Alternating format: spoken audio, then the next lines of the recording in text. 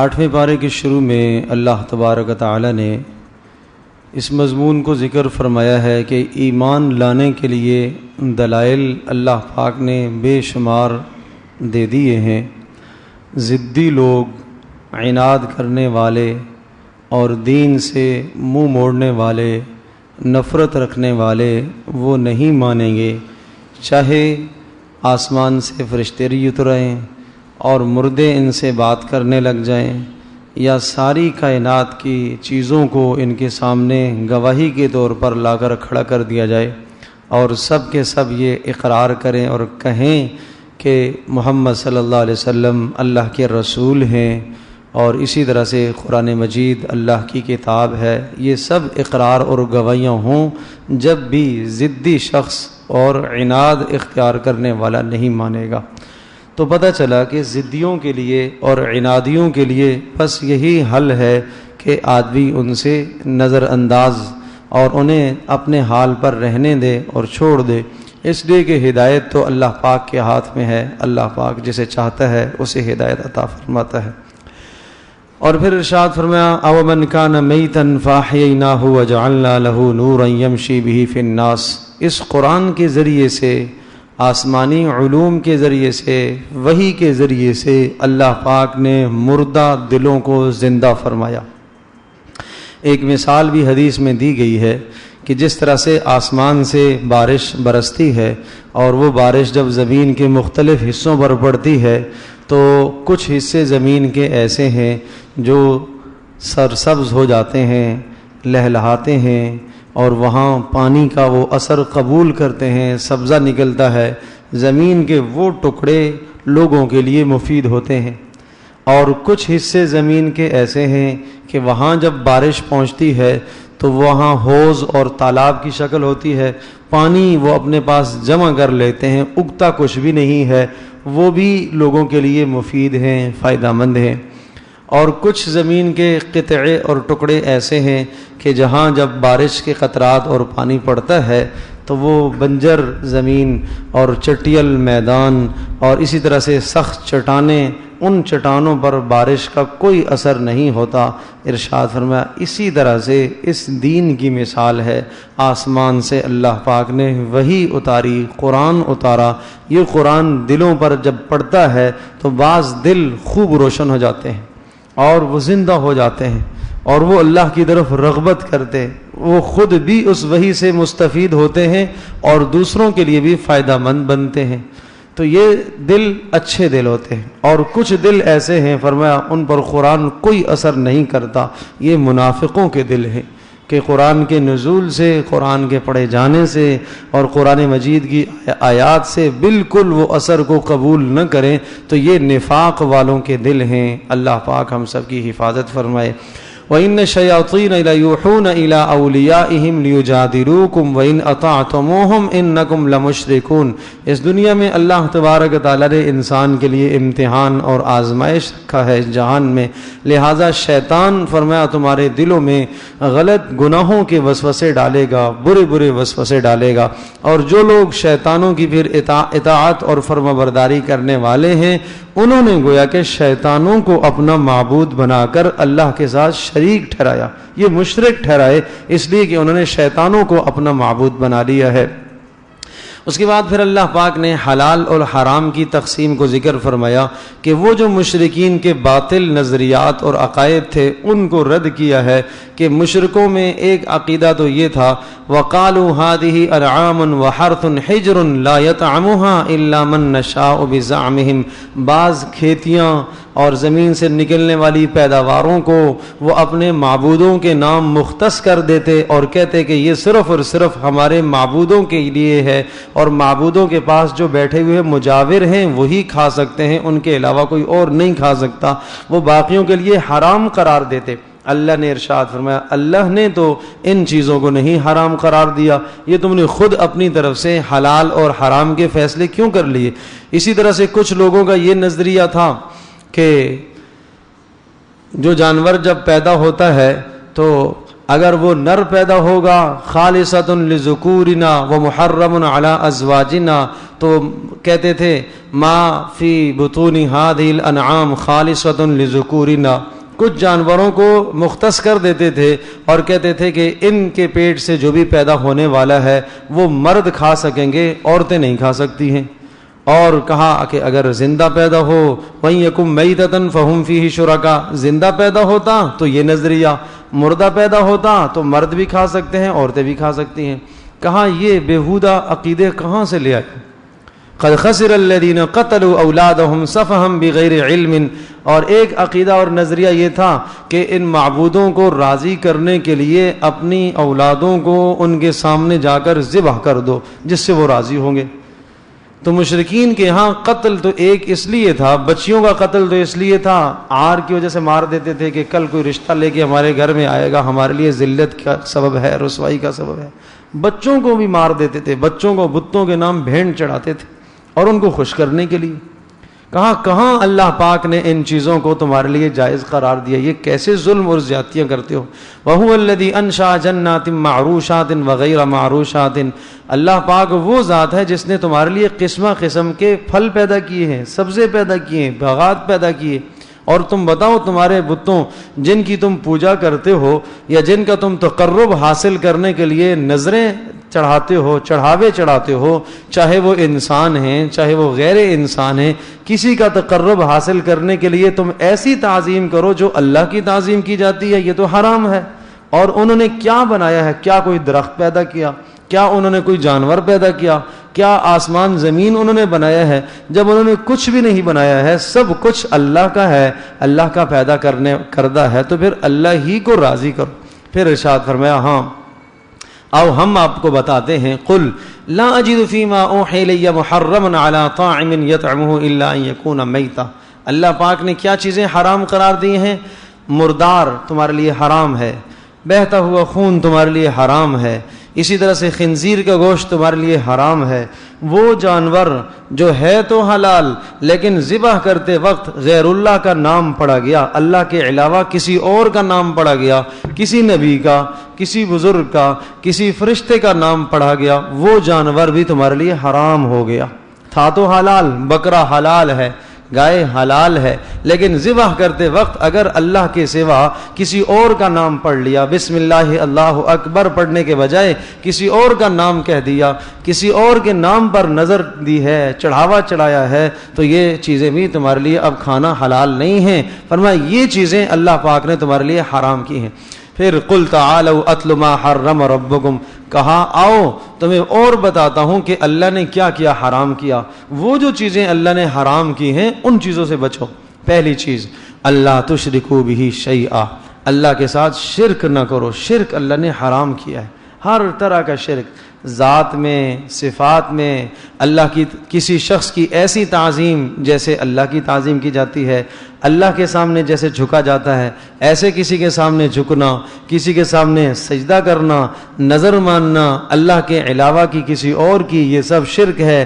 دکھلاوے کے لیے عمل کرنا کہ فلاں صاحب دیکھ لے کہ یہ کتنا زبردست عمل کرنے والا ہے، یہ کیسا مال خرچ کرنے والا، یہ سب چیزیں شرک کے زمرے میں آتی ہیں۔ فرمایا شرک حرام ہے۔ دوسری چیز ماں باپ کی نافرمانی تمہارے لیے حرام ہے، وبالوالدین احسانا، ماں باپ کے ساتھ حسن سلوک کرتے رہنا۔ تیسری بات ولا تقتلوا اولادکم من املاق، فقر و فاقے کے ڈر سے اپنی اولادوں کو قتل نہ کرنا، یہ بھی تمہارے لیے حرام ہے۔ لہذا منصوبہ بندی کی وہ تدابیر اختیار کرنا اور مانع حمل کی وہ تدابیر اختیار کرنا، نسل کشی اختیار کرنا تاکہ اولادیں نہ پیدا ہوں، اس ڈر سے کہ فقر و فاقہ ہوگا، کھائیں گے کہاں۔ فرمایا یہ سب چیزیں تمہارے لیے حرام ہیں، یہ ناجائز ہے۔ نحن نرزقکم وإیاہم، ہم تمہیں بھی رزق دیتے ہیں، تمہاری اولادوں کو بھی دیں گے۔ چوتھی بات ولا تقربوا الفواحش ما ظهر منها وما بطن، بے حیائیوں کے قریب نہیں جانا، نہ چھپ کر بھی نہ ظاہری طور پر۔ ہر وہ شے جو انسان کو زنا کی طرف لے کے جاتی ہے وہ بے حیائی ہے، چاہے وہ بول ہو، چاہے وہ نظر ہو، چاہے وہ ہاتھ کا چھونا ہو، چاہے وہ پاؤں کا چلنا ہو، اور چاہے وہ کوئی لٹریچر ہو، چاہے وہ کوئی تحریر ہو، ہر وہ چیز جو انسان کو اس برائی کی طرف لے کے جاتی ہے وہ بے حیائی ہے۔ تو فرمایا ایسی بے حیائیوں سے اپنے آپ کو بچاؤ۔ پانچویں بات، وَلَا تَقْتُلُوا النَّفْسَ الَّتِي حَرَّمَ اللَّهُ إِلَّا بِالْحَقِّ، اور کسی جان کو ناحق قتل نہ کرنا۔ انسان کی جان تمہارے لیے قابل احترام ہے، اس انسان کی عزت تمہارے لیے قابل احترام ہے۔ رسول پاک صلی اللہ تعالی علیہ وسلم نے یوم عرفہ والے دن صحابہ سے پوچھا، بتاؤ آج کون سا دن ہے؟ کہاں عرفہ والا دن ہے۔ کون سی جگہ ہے؟ اے اللہ کے رسول یہ مکہ مکرمہ ہے، یہ وادی ہے محترم ہے، احترام کی جگہ ہے، دن عرفہ والا اور جگہ احترام والی، جمعے کا دن بھی تھا۔ تو کہا جس طرح سے تم اس دن کا احترام، عرفہ کا احترام، اس شہر کا احترام کرتے ہو، اسی طرح سے تمہارے لیے تمہارے مسلمان بھائی کی جان قابل احترام ہے، اسی طرح سے تمہارے لیے تمہارے مسلمان بھائی کا مال قابل احترام ہے، اسی طرح سے تمہارے لیے تمہارے مسلمان بھائی کی عزت قابل احترام ہے۔ تو یہ چیزیں بھی حرام ہیں، کسی کی حد کی عزت کرنا، قتل نفس، کسی کی جان کو مارنا، کسی کی جان کو نقصان پہنچانا، کسی کے مال کو نقصان پہنچانا، فرمایا یہ حرام ہے۔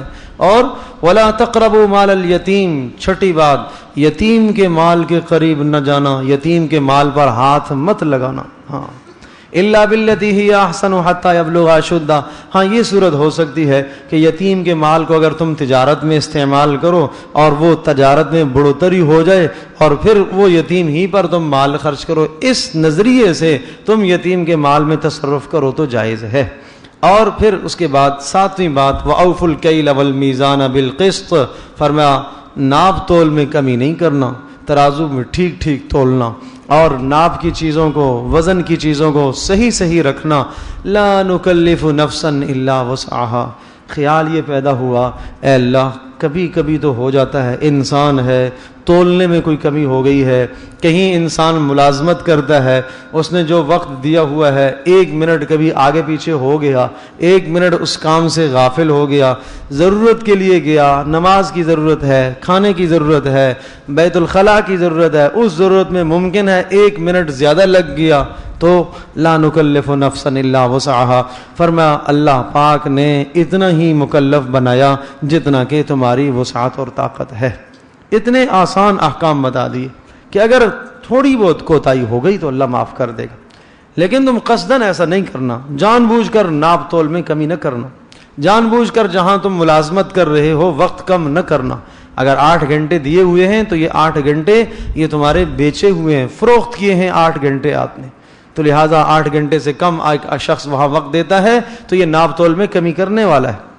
اور اللہ پاک نے سخت وعید فرمائی ہے ایسے لوگوں کے لیے، الذین اذا اکتالوا ویل للمطففین، تطفیف کمی کرنے والوں کے لیے ہلاکت ہو۔ الذین اذا اکتالوا علی الناس یستوفون، جب دوسروں سے لیتے ہیں حق تو پورا پورا لیتے ہیں اور جب دیتے ہیں تو کم کر دیتے ہیں۔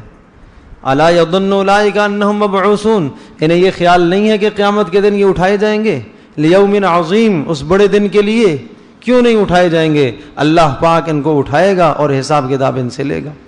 اور 8ویں بات، وَإِذَا قُلْتُمْ فَاعْدِلُوا، جب تم بات کہو، گواہی دو تو سچ بات کہو، عدل کے مطابق، انصاف کے مطابق بات کرو، وَلَوْ كَانَ ذَا قُرْبَى، چاہے حق بات اپنے قریبی عزیز رشتہ دار کے خلاف ہی کیوں نہ ہو، حق بات بولو، حق بات کہو۔ اور 9ویں بات، وَبِعَهْدِ اللَّهِ أَوْفُوا، اللہ کے وعدوں کو پورا کرو، اللہ کے وعدوں کو، پوری شریعت اللہ کا وعدہ ہے، پوری شریعت دین اسلام اللہ کا وعدہ ہے۔ اور 10ویں بات، وَأَنَّ هَذَا صِرَاطِي مُسْتَقِيمًا، یہ جو باتیں کہی ہیں یہی ہے میرا راستہ، فَاتَّبِعُوهُ، اسی کی اتباع کرو۔ تو یہ 10 نصیحتیں ہیں۔ حضرت عبداللہ ابن مسعود رضی اللہ تعالیٰ عنہ ارشاد فرمایا کرتے تھے، جس نے نبی پاک صلی اللہ علیہ وسلم کی وصیت دیکھنی ہو وہ ان آیات کو دیکھے، یہ 10 باتیں۔ اور تورات کا آغاز ان 10 باتوں سے ہوتا ہے، تورات میں سب سے پہلے آغاز انہی 10 باتوں سے، انجیل میں بھی یہ 10 باتیں، تمام آسمانی شریعتوں کے اندر یہ 10 باتیں رہی ہیں، ان میں کوئی تغیر اور تبدل نہیں ہے، اس لیے رسول پاک صلی اللہ علیہ وسلم کی وصیت کہا گیا۔ حضرت عبداللہ ابن مسعود رضی اللہ تعالیٰ عنہ فرماتے ہیں یہ نبی صلی اللہ علیہ وسلم کی وصیت ہے۔ تو اس لیے بھائی ان 10 باتوں پر عمل کرنے کی کوشش فرمائیے۔ پھر اللہ پاک نے ایک بڑا کریمانہ ضابطہ ذکر فرمایا، من جاء بالحسنۃ فلہ عشر امثالھا، جو ایک نیکی کرے گا ایک کے بدلے میں 10 پائے گا، ایک نیکی کرے گا اس ایک کے بدلے میں 10 اجر لکھے جائیں گے۔ اور رمضان میں تو اور اجر بڑھ جاتے ہیں، ایک نفل فرضوں کے برابر، فرض 70 فرضوں کے برابر چلا گیا۔ ومن جاء بالسیئۃ، اگر گناہ کیا فلا یجزا الا مثلھا، گناہ کے بدلے میں ایک ہی گناہ لکھا جائے گا۔ وہم لا یظلمون، ان پر ظلم نہیں کیا جائے گا۔ تو میرے عزیز دوستوں اور بزرگوں، اس مبارک مہینے میں نیکیوں کی مقدار بڑھ گئی ہے، بڑھ گئی، مقدار بڑھ گئی، ایک پر 70 مل رہی ہیں۔ لیکن اللہ کا بڑا کرم، اللہ کا بڑا فضل، ایک گناہ پر پھر بھی ایک ہی ہے۔ یہ نہیں کہا کہ چلو اچھا تمہیں رمضان میں ایک پر 70 دوں گا، اگر ایک گناہ کرو گے تو 70، اچھا نہیں تو کم از کم 30، آدھا تو ہوگا، کچھ نہ کچھ تو ہو، 35 لکھے جائے۔ نہیں، اللہ پاک نے کتنا کرم فرمایا، کتنا کرم۔ پھر اگلی بات ایک بتاؤں، اور یہ اپنے پلے باندھ لو بس۔ علامہ قرطبی رحمۃ اللہ علیہ کا جملہ ہے، اس آیت کے ذیل میں انہوں نے لکھا ہے کہ پھر ہلاک ہو گیا وہ آدمی، برباد ہو گیا وہ آدمی کہ قیامت کے دن جس کی نیکیاں گناہوں پر غالب نہیں آ سکی۔ تو قیامت کے دن جس کی نیکیاں کم پڑ گئیں، گناہ زیادہ بڑھ گئے۔ کہ گناہ کے بارے میں تو یہ ضابطہ تھا کہ ایک پر ایک ہی ہے، اور نیکیوں کے بارے میں یہ ضابطہ تھا کہ ایک پر 10۔ یہ تو عام ضابطہ ہے، اگر اخلاص اور ہے تو 700 تک ایک نیکی پر اجر ملنے کا وعدہ قرآن میں موجود ہے، ایک نیکی پر 700 تک۔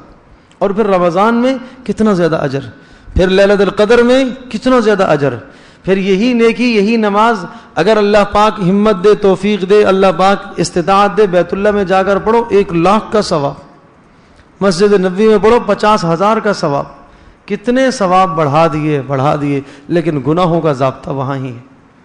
اور پھر اللہ کا عجیب کرم ہے، حدیث پاک میں آتا ہے دائیں طرف ایک فرشتہ بیٹھا ہوا انسان کے گناہوں نیکیوں کو لکھ رہا، بائیں طرف والا فرشتہ گناہوں کو لکھ رہا، اور ان میں جو دائیں طرف والا فرشتہ ہے وہ امیر ہے، بائیں طرف والا فرشتہ مأمور ہے۔ جب انسان نیکی کا خیال کرتا ہے کہ مجھے یہ نیکی کرنی ہے تو دائیں طرف والا فرشتہ ایک نیکی لکھ لیتا ہے، اس نے صرف خیال کیا ہے، کی نہیں ہے، خیال کیا ہے۔ اور جب نیکی کر لیتا ہے تو پھر وہ فرشتہ 10 نیکیاں لکھ دیتا ہے، اور بائیں طرف والا فرشتہ وہ پابند ہوتا ہے گناہ لکھنے میں، اس سے پوچھے، آدمی گناہ کرتا ہے وہ پوچھتا ہے دائیں طرف والے سے لکھوں یا نہ لکھوں، وہ کہتا ہے نہیں، رک جاؤ، انتظار کرو، شاید توبہ کر لے۔ پھر تھوڑی دیر بعد، تھوڑے وقت کے بعد پھر وہ پوچھتا ہے لکھوں، پھر وہ کہتا ہے انتظار کرو، تھوڑا سا رک جاؤ، شاید توبہ کر لے۔ پھر 3 بار وہ مسلسل اس طرح سے پوچھتا ہے۔ اور میرے عزیز دوستوں اور بزرگوں، جب یہ ظالم توبہ نہیں کرتا، نادم نہیں ہوتا، شرمندہ نہیں ہوتا، تو پھر وہ دائیں طرف والا فرشتہ اس سے یہ کہتا ہے کہ اچھا لکھ لو، لیکن ایک ہی لکھنا، ایک ہی لکھنا، ایک ہی لکھنا۔ اور پھر یہ موقع اور یہ چانس اس کے پاس ہے، جب بھی توبہ کرے گا وہ بھی مٹ جائے گی، جب بھی توبہ کرے گا وہ بھی مٹ جائے گی۔ اور جتنی توبہ میں خلوص ہوگا، اگر توبہ اور اچھی ہو گئی تو وہ نہ صرف مٹ جائے گی بلکہ اس کے بدلے میں نیکی لکھ دی جائے گی۔ کتنا اللہ کا کرم ہے۔ فَأُولَٰئِكَ يُبَدِّلُ اللَّهُ سَيِّئَاتِهِمْ حَسَنَاتٍ، فرمایا ایسے لوگوں کی کہ گناہوں کو اللہ پاک نیکیوں میں تبدیل کرتا ہے۔ حدیث پاک میں آتا ہے یہ سچی اور پکی توبہ کرنے والا اور خالص توبہ کرنے والا آدمی جب قیامت کے دن اللہ کے حضور پیش ہوگا، بڑی نیکیاں اس کے سامنے ڈھیر لگائے جائیں گے، یہ بھی کیا آپ نے، یہ بھی، کہے گا یا اللہ یہ تو میں نے نہیں کی تھی، یہ نیکی تو میں نے نہیں کی، یہ کہاں سے آ گئی، یہ کام تو میں نے نہیں کیا۔ اللہ پاک فرمائیں گے، جواب ملے گا یہ آپ کے وہ گناہ تھے اور جو آپ نے سچی توبہ کی تھی، اور ان گناہوں کو ہم نے نیکیوں میں تبدیل کر دیا ہے۔ اللہ اکبر۔ اور اللہ پاک کوئی گناہ چھپا دے گا، اس سے ظاہر نہیں کرے گا، یہ خود کہے گا یا اللہ وہ گناہ بھی ہیں، وہ گناہ بھی ہیں، وہ بھی گناہ بھی ہیں، سارے گناہ پھر خود ہی کھولے گا، یا اللہ ان کو بھی نیکیوں میں بدلا جائے، ان کو بھی نیکیوں میں بدلا جائے۔ تو اللہ پاک کا کتنا کرم ہے۔ تو اس لیے میرے دوستوں اور بزرگوں، اس مبارک مہینے میں بھی اگر ہم نیکیوں میں آگے نہ بڑھے، گناہوں سے پیچھے نہ ہٹے، تو پھر اس کے بعد کوئی جگہ نہیں ہے۔ اور اسی لیے پھر ان سب باتوں کے بعد حضرت جبریل علیہ السلام کی بد دعا اور نبی علیہ السلام کا اس پر آمین کہنا بالکل برحق ہے، بجا ہے، بجا ہے۔ اگر ان سب انعامات کے بعد اگر ہم گناہ کریں اور اللہ کا فوری اور نقد عذاب اتر آئے تو تب بھی عدل اور انصاف ہے، تب بھی ظلم نہیں ہے کہ حضرت جبریل علیہ السلام تشریف لائے اور آپ علیہ السلام نے ممبر پر پیر رکھا، آمین، دوسری سیڑھی پر پیر رکھا، کہا آمین، تیسری پر پیر رکھا، کہا آمین۔ صحابہ پوچھتے اللہ کے رسول یہ کیا آج آپ نے آمین آمین 3 بار کیوں کہا؟ فرمایا پہلی بار اس لیے کہا، حضرت جبریل نے کہا کہ برباد ہو جائے وہ آدمی جو رمضان کو پائے اور گناہ نہ بخشوا سکے، تو میں نے کہا آمین، برباد اسے ہونے دو۔ اللہ کے نبی کتنے رحیم، کتنے مہربان، کتنے کریم، ایک طرف وہ منافقوں کو، ظالموں کو جو آپ علیہ السلام کے ہمیشہ جانی دشمن رہے، اپنا کرتا ان کے لیے پیش فرما رہے ہیں کہ شاید ان کی بخشش ہو جائے، اور اب یہ کہہ رہے ہیں کہ اچھا ہلاک ہو جاؤ، ہونے دو اس کو ہلاک، برباد ہونے دو۔ کہ اتنا بڑا مہینہ عظمت والا، احترام والا اور اتنا کرم والا مہینہ اللہ نے دیا تھا، پھر بھی یہ نہیں سدھرا، نہیں بخشوایا اس نے، ہلاک ہو جائے۔ اور فرمایا برباد ہو جائے وہ آدمی جس کے سامنے آپ کا نام نامی مبارک آئے اور وہ صلی اللہ علیہ وسلم نہ کہے۔ آپ علیہ السلام نے فرمایا ہلاک ہو جائے، آمین، برباد ہو جائے۔ کہ جب ایک بار صلی اللہ علیہ وسلم کہتا ہے تو اللہ پاک کی طرف سے 10 رحمتیں اترتی ہیں، 10 رحمتیں اترتی ہیں۔ فرشتے یہ درود لے کے فوری دوڑتے ہیں، بھاگتے ہیں، آپ علیہ السلام کے روزے پر پہنچتے ہیں کہ اے اللہ کے رسول فلاں فلاں نے آپ کے لیے تحفہ بھیجا ہے درود کا۔ تو اس لیے یہ حق ہے نبی علیہ السلام کا۔ اور پھر کہا کہ برباد ہو جائے وہ شخص، ہلاک ہو جائے وہ شخص کہ جس نے اپنے ماں باپ کو، دونوں کو یا دونوں میں سے کسی ایک کو بڑھاپے میں پایا اور ان کی خدمت کر کے جنت نہ حاصل کر سکا۔ تو حضرت جبریل نے کہا برباد ہو جائے، رسول پاک صلی اللہ علیہ وسلم فرما رہے ہیں آمین آمین۔ تو اس لیے میرے عزیز دوستو، ان دعاؤں کی قبولیت میں کوئی تردد نہیں ہے۔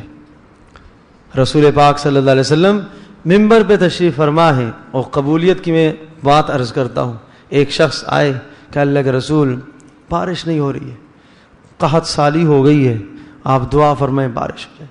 نبی علیہ السلام نے وہاں ہی ممبر پر بھی ہاتھ بلند فرمائے، اور صحابہ کہتے ہیں ہم مسجد کے اندر ہی تھے، ابھی خطبہ چل رہا تھا کہ چھت سے پانی ٹپکنے لگا، بارش شروع ہو گئی۔ قبولیت کا یہ حال ہے، نبی علیہ السلام کے اٹھے ہوئے ہاتھ۔ اور پھر فرمایا ایک ہفتہ گزر گیا، ہوتے ہوتے ہوتے بارش، ایک ہفتہ گزر گیا۔ اگلے جمعے کو پھر آپ علیہ السلام تشریف فرما تھے ممبر پر، پھر وہ شخص آئے کہ اللہ کے رسول ہلاکت الاموال، مال ہلاک ہو گئے، پانی بھر گیا جگہ جگہ، آپ اللہ پاک سے دعا فرمائیں کہ اللہ پاک بارش روک دے۔ آپ علیہ السلام نے ہاتھ اٹھائے، اللہم حوالینا ولا علینا، اللہم علی الجبال والاکام وبطون الاودیہ، اے اللہ اس بارش کو پہاڑوں پر لے جا، اے اللہ ویرانوں میں لے جا، اے اللہ ٹیلوں پر اس کو لے جا، اے اللہ اب ہماری ضرورت پوری ہو گئی ہے۔ صحابہ کہتے ہیں ہم مسجد سے باہر نکلے، سورج نکلا ہوا تھا۔ تو اس نبی کی دعا کی قبولیت میں کیا تردد ہو سکتا ہے؟ بس دعا کرنے والے سید الملائکہ حضرت جبریل اور آمین کہنے والے سید الانبیاء والمرسلین حضرت محمد صلی اللہ علیہ وسلم، جمعے کا دن اور حضرت صلی اللہ علیہ وسلم کا ممبر ہے جس کے متعلق آپ نے فرمایا کہ میرے ممبر سے لے کر میرے حجرے تک یہ جنت کے ٹکڑوں میں سے ایک ٹکڑا ہے، وہاں یہ دعائیں ہو رہی ہیں۔ تو اس لیے میرے عزیز دوستوں اور بزرگوں، کہیں ایسا نہ ہو کہ اس رمضان المبارک میں ہم اپنے گناہ نہ بخشوا سکے۔ ہم نے اپنی زندگی اگر نہ بدلی تو ہمارے لیے بربادی ہے۔ بس اپنی زندگی کے بدلنے کا فیصلہ کریں آج۔ جو جہاں جہاں جو گناہ زندگی میں ہیں اللہ جانتا ہے، وہ اور اس کا اللہ جانے۔ سچی توبہ کرو دل میں کہ انشاءاللہ ہم انشاءاللہ رمضان کے بعد ان گناہوں کے قریب نہیں جائیں گے۔ آج سے ہی ہم وہ گناہ چھوڑتے ہیں۔ سر سے لے کر پاؤں تک اپنی زندگی کا جائزہ لو، جو رسول پاک صلی اللہ علیہ وسلم کی سنت کے خلاف ہے، وضاقتہ، حلیہ، شکل، سب سنت کے مطابق لے کے آؤ اور گناہوں سے توبہ کرو۔ یہ مبارک مہینہ اسی لیے آیا تاکہ ہمارے گناہ بخشے جائیں۔ اللہ تبارک و تعالی ہم سب کے لیے سمجھنا عمل کرنا آسان فرمائے۔